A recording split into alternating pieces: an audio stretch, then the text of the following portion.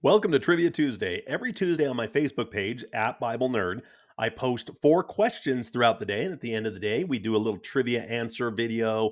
I just think it's really a lot of fun to learn Bible study this particular way and just engage with everybody and just go through and answer these questions and deep dive into the answers where it's possible. So we got 4 questions posted today. But I also wanted to mention that I just launched the Bible Nerd website. It's got where I post the blog, it's got where I post the podcast. I also have a merch store that has these fun little, I'm wearing one of the hats right now that is just some fun ways to show your nerdiness. There's a whole section for Bible nerds. There's other section for car nerds and other things that I think are just really, really a lot of fun to just nerd out on this stuff. Everybody's a nerd for something is the way I look at it. You could be nerd for video games and science and math, but I like nerding out on the Bible. I like nerding out on cars. I like nerding out on sports. And I just enjoy getting passionate about these things and just nerding out. So check out my website. Here's this hat you can get. There's other hats that are on there, all kinds of fun ones. And I got sweaters and mugs. I got all kinds of fun stuff. And I tell you, it's just been fun putting it together more than anything. So love your feedback. Love to have you take a look at it. But let's go into today's trivia questions. And we'll start with number 1 posted to my Facebook page. Love to have you like that page as well. More ways to just engage and have fun talking with people about this stuff. But check out Bible Nerd. And again, nerds N3 RD. So check out Bible Nerd on Facebook and .com, BibleNerd.com. Let's get to the first trivia question. Welcome to Trivia Tuesday. Let's go on to first question. Oh, you know what? I got to have a Bible first. Let's see. Let's do this one. We're going to do this one. Got to be ready to answer those questions, right? Okay. Let's see. What was the first question? We pull it up here real quick. Okay, we got it right here. What is the longest book in the Bible? Is it A, Psalm, B, Isaiah, C, Genesis, or D, Jeremiah? Some of you are going to get this wrong, I think. Many of you are going to jump out and say Psalm. Psalm's the one. But actually, if you look at the original Hebrew word count, Jeremiah is the actual longest book, followed by Genesis, then Psalms. A couple other fun little trivia facts here. For the longest chapter in the Bible is in Psalms, and Psalms has the most chapters. It also has the shortest chapter. So the longest chapter is 119. The shortest chapter is Psalm 117.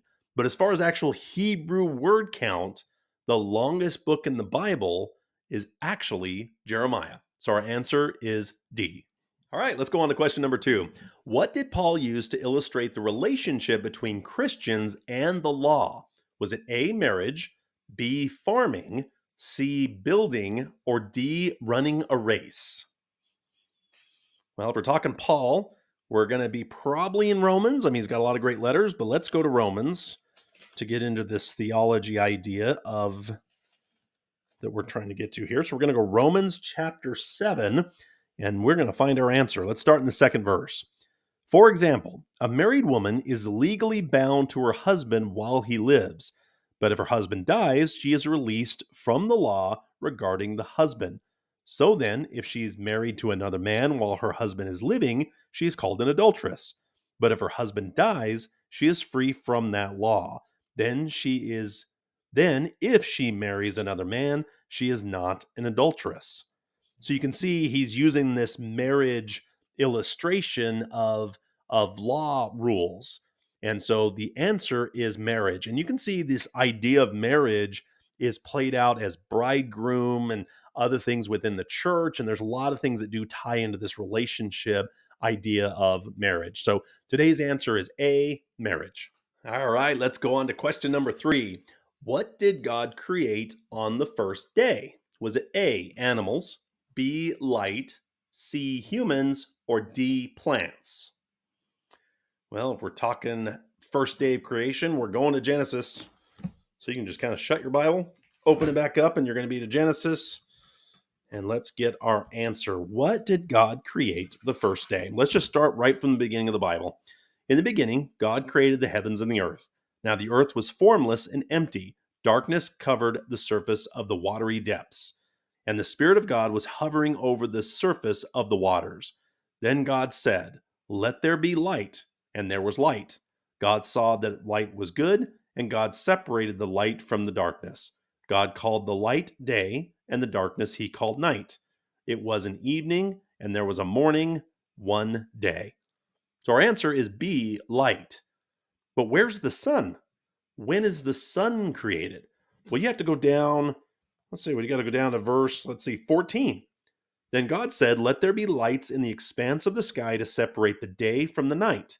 They will serve as signs for seasons, for days and years. There will be lights in the expanse of the sky to provide light on the earth." And it was so. God made the two great lights, the greater light to rule the day, the lesser light to rule the night. We're talking the sun and the moon. God placed them in the expanse of the sky to provide light on the earth, to rule the day and the night, and to separate light from darkness. And God saw it was good. Evening came, and then morning, the fourth day.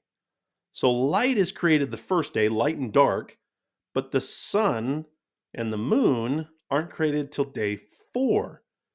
Where was all the light coming from? Well, what's our source? Is our source the sun or even the earth? Or is it God? I think it's pointing to He is ultimate light. His glory shone throughout the entire universe. Just a powerful imagery here in Genesis chapter 1. So the answer is B, light. Let's go on to question number 4. All right, let's go on to our last question. I hope you have fun with this. I think these trivia questions are fun. I kind of post them through the day on Facebook. Then I create the video here that just goes through the answers. It's just a great way to do Bible study, kind of bounce around different topics and just have a lot of fun with learning in kind of a different way through these trivia questions. So I hope you had fun with them. Please like, comment, subscribe, all that fun stuff. But let's go on to our final question. What did Solomon ask God for when he became king? Was it A, wealth, B, long life, C, wisdom, or D, power? Let's go to 1 Kings, and we're going to go to chapter 3. So it's early on in 1 Kings, chapter 3, and let's read this incredible story that we have here on King Solomon. Let's go on verse 5. At Gibeon, the Lord appeared to Solomon in a dream at night. God asked, "What should I give you?" And Solomon replied, "You have shown great and faithful love to your servant, my father David, because he walked before you in faithfulness, righteousness, and integrity. You have continued this great and faithful love for him by giving him a son to sit on the throne, as it is today. Lord my God, you have now made your servant king in my father's David's place. Yet I am just a youth with no experience in leadership. Your servant is among your people you have chosen, a people too many to be numbered or counted. So give your servant a respective heart to judge your people and to discern between good and evil. For who is able to judge these great people of yours?"